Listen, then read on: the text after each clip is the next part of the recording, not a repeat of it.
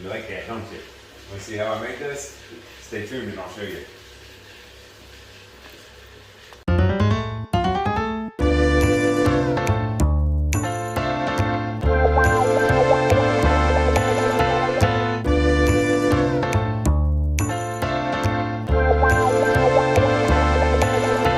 Hey YouTube, let's make something today. So I was thinking yesterday when I gave my truck a bath finally for the first time this year, and I remember back in the day when I was 16, 17 years old, my first truck I had was an old Chevy K20 pickup truck, and it had 16.5-inch wheels on it. And I remember one time at AutoZone I bought this plastic wheel cover that you would cut to size. It had different measurements on it of what size you would need. And then that way you get your wheels clean and you hold this cover over the wheel and then you spray your tire dressing on. I can't find those anymore. I don't know, it was generic anyway. So we're gonna make our own today. And one thing weird though, I do wanna show you real quick here. Let me turn the camera.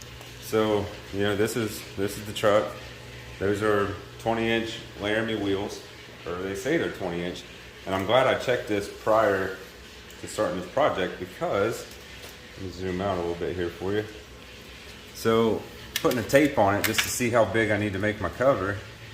And we're at 21.5. And you can see right here, they are 275, 60, or 20. I'm sure they're considered 20s, but they're 21.5 inches wide.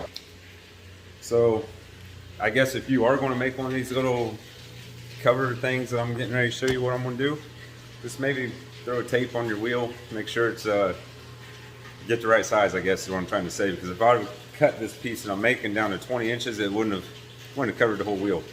So anyways, let's turn the camera in. Alright, so here's what we're making. I've got just a cheap piece of 1/4-inch plywood had laying over there on the side in my junk pile. Sorry for the noise, that's Matthew's rock tumbler in there, so we got 4 days left. What we're going to do is I found center, and I know that half of 21.5 is 10 3/4, so I'm marking me a line out right here at 10 3/4 for my center line.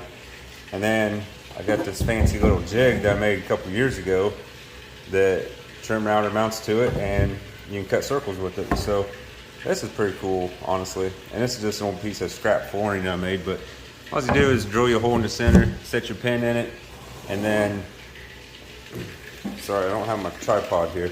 You loosen this nut, and this allows it to move to wherever you need and get it ready. Now the only downfall, I don't have a small, I wish I had like an 1/8-inch router bit, and I don't. I was like, that's a big one. So we're definitely gonna do some overkill cutting on this, but that's okay. Now one thing to remember too, I don't know if all routers have this or not, but this router has this little indent right here. You can't really see that one. You can see this one here though. You can see that indent? That's showing you, let's see if we can get it better. There, you see that one. That's lining up dead center with your spindle. So that gives you an idea where your router bit's gonna hit at.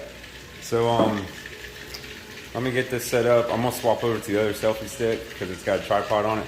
It's actually over here mounted to the leaf blower right now. And if you don't know why I got a selfie stick mounted to my leaf blower, you need to go check that video out too. So let me get this set up and we'll be back.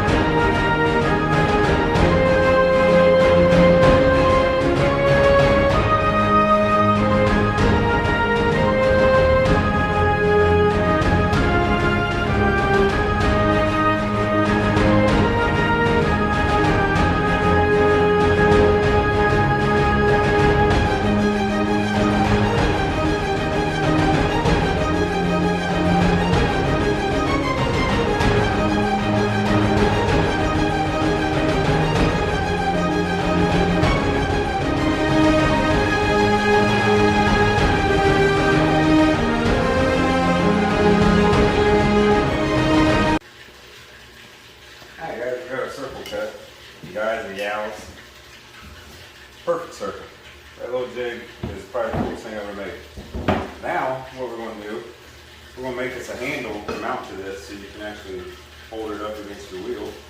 And for that, I just have a scrap piece of 3/4 inch pine. I don't know what it even is, probably about an inch wide or so, about an inch and a half wide. And we're going to cut it down to make us a handle. So when we grab the saw, this project don't seem like it's necessary to pull out the miter saw and the table saw for it, so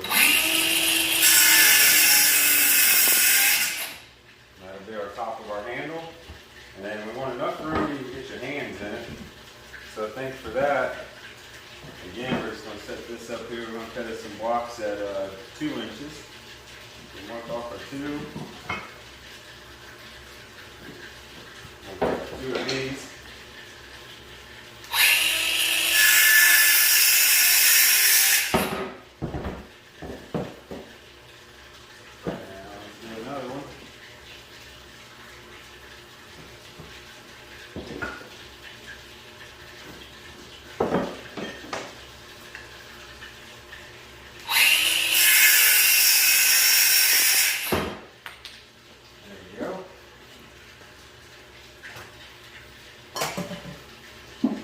Now what we're going to do, just very quickly, I don't want to go crazy on this thing.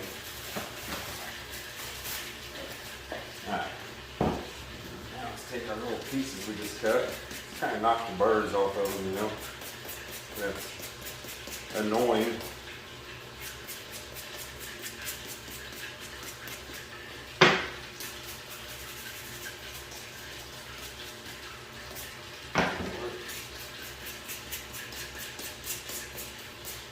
Don't want to get splinters in it. I think though, one thing I might do, just for the fun of it, I guess, since we're making this for ourselves, I might round over this handle a little. So I'm going to make me some marks at 1 inch. That way we just know where to round it at. So we're going to do this on both sides of it.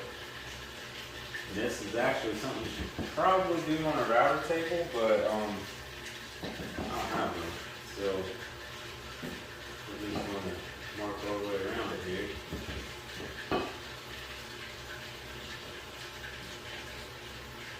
There we go. Let's get the router ready. Actually, you know what? I'm going to stop the camera and we'll be back to that because I got to take it off the jig, put the base plate back on it.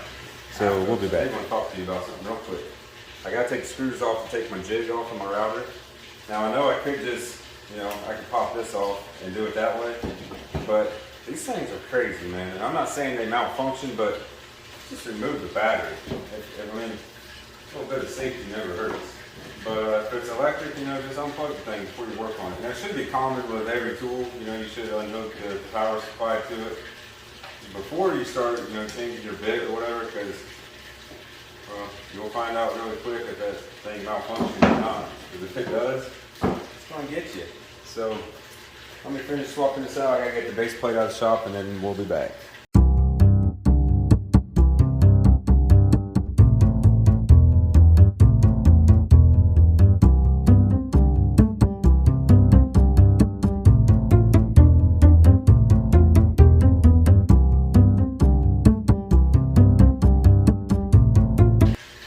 Alright, we're back.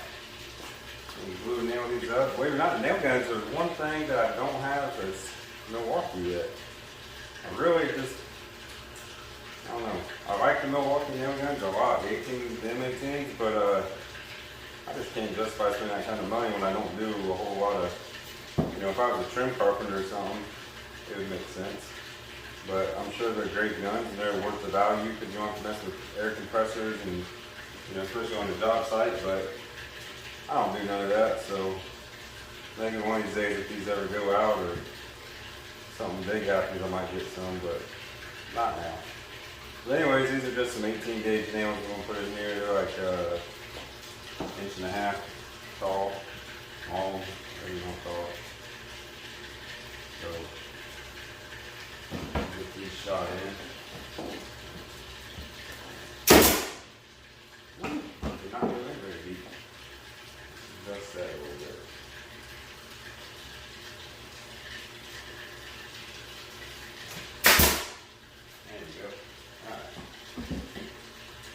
One thing I do want want to point out is if you use a nail gun, you know, do it however the heck you want, but see how I'm holding the sides right here? Don't shoot your first one on the side, and even this makes me nervous, but shoot that thing in the middle, and then let the nail gun hold the pressure down for you, and then shoot it.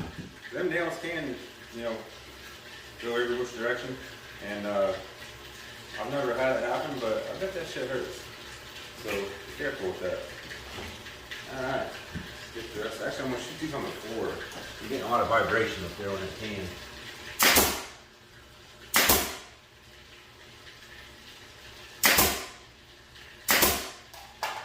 There we go, folks. We got us a handle now. We just got to find the center for the handle, mount it on there, and we'll be back. Alright guys, I'll show you a little quick tip. I think it's a quick tip. So I got my handle where I want it, but I need to drill holes through the back of this plywood to mount the handles. I don't want to pull a bunch of measurements and caps. So what I do is I outline it, where it's going to go. And I got my boxes right here. So what I'm going to do is now I can just take the drill, I can drill through that, and then I'll countersink on the back side. I'm going to get the drill and I'll show you.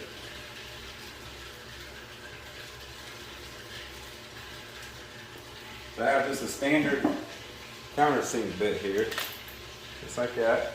Now I'm not going to drill all the way through for your countersinks on this side because we don't need that. We're just going to pop it through there, like that. Then we can flip this thing over, and now we can do a little.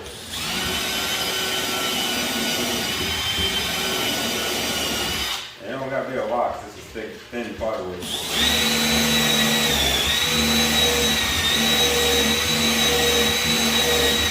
Just like so.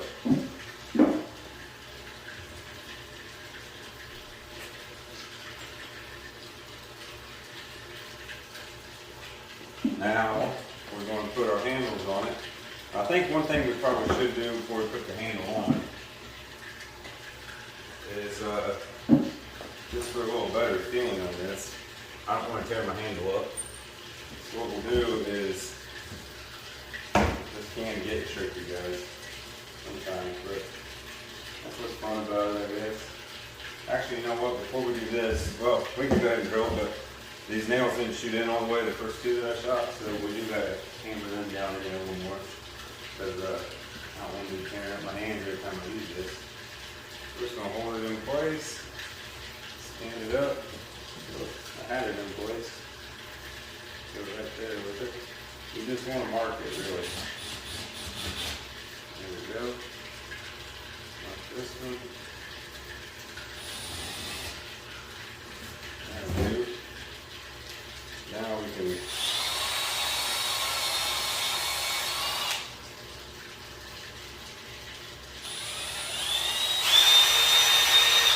Alright, let me hammer these nails down.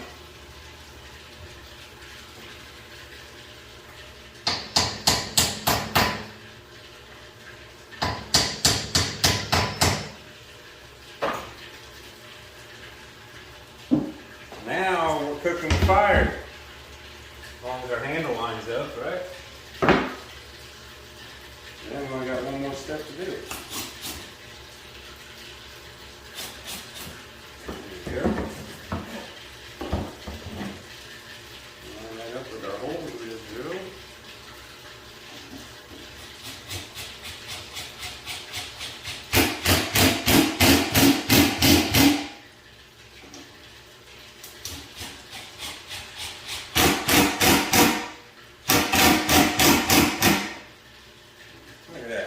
You got a Captain America shield and a tire dressing protector.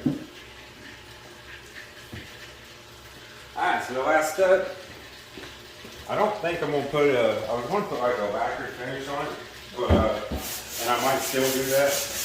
I don't know what Tire Shine does to raw wood, and this looks like something to be very useful. So, we're just going to clean up this little bit of burn marks on it.